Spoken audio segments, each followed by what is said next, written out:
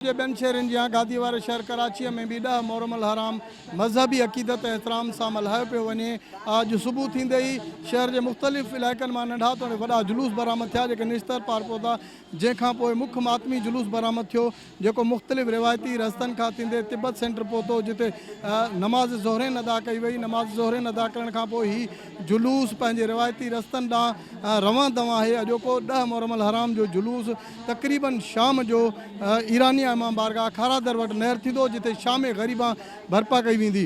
जुलूस के हवाले से मां ॿुधाईंदो हलां त सिक्योरिटी जा इंतहाई सख़्त जेके आहिनि उहे इक़दाम कया विया आहिनि। उन सां गॾोगॾु पुलिस ऐं रेंजर्स जे जवाननि सां गॾु स्काउट्स जा रज़ाकार पिणु हिते मौजूदु आहिनि। जुलूस जे अॻियां हुजनि या जुलूस जे पोएं पासे ॾांहुं जेके आहिनि उहे रज़ाकार मौजूदु आहिनि।